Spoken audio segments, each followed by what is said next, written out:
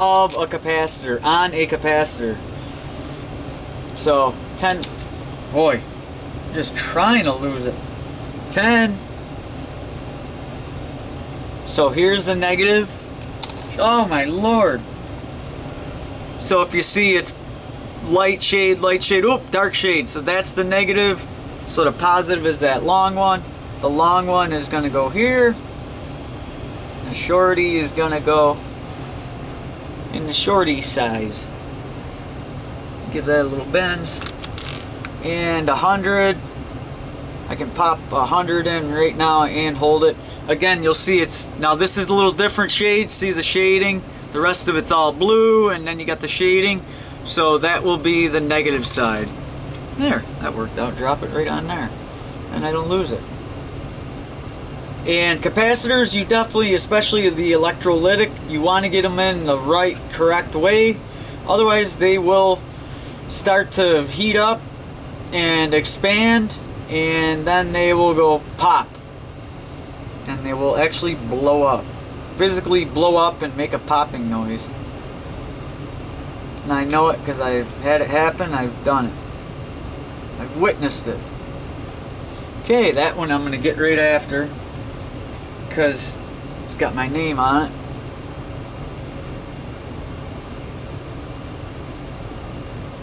See, I don't know if you could see that.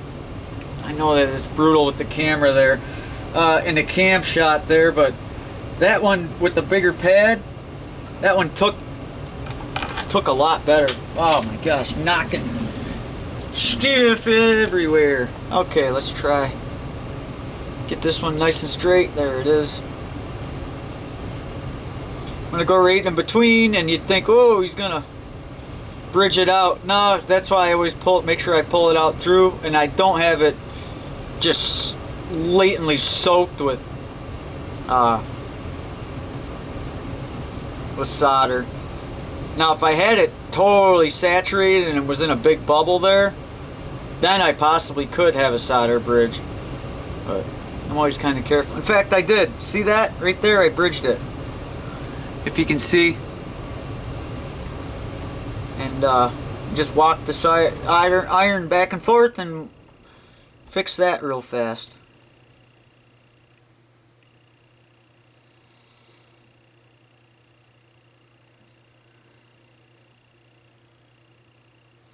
And this one wants to bridge too, and I'm just gonna pull it right away from it. And as long as there ain't a big bead hanging off the end of my iron, usually you can clear a solder bridge. I almost like to solder bridge it a little bit right there. Then I know I got a nice solid connection, and I filled in that whole fillet and everything of that joint.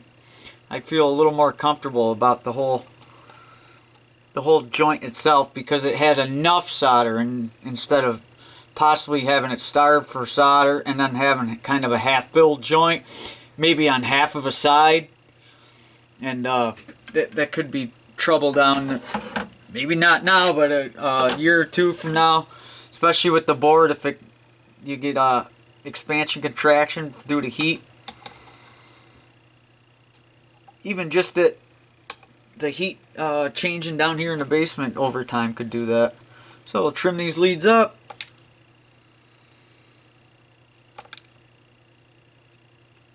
If you have trouble getting in between, say I'll show you again, I'll do a transistor again.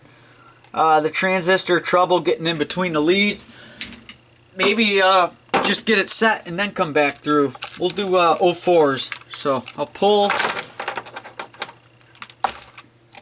We'll do 04s. I think it was 04, 06, 04, 06 right on top of each other. So here's 06. Why are these two stuck? Oh, they're not. 06, 06. So you can get it just so it sticks to the board. Get enough solder on it. Usually you could just, as long as your iron's nice and warm, just come up to it and lay it right up in there. 1, 2, and then pull off. And that'll hold one of the leads to keep it held in.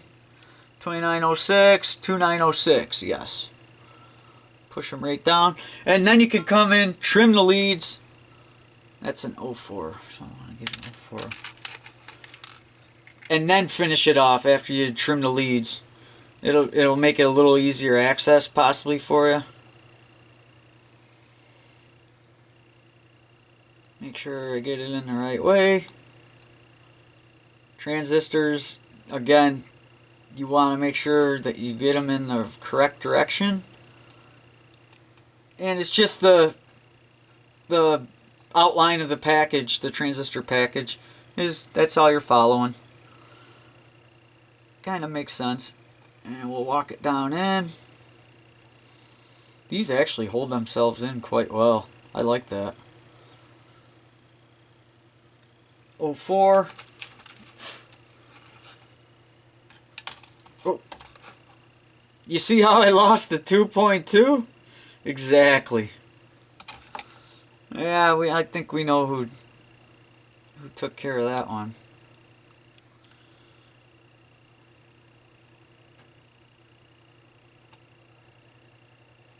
And at the end too, you know what also works is, they actually mentioned this in one of their tutorials, is taking the board and getting it right up to the light. And I don't know how it works for you guys right there, but get a light right under it, and you can see, so if you have any joints missing or that.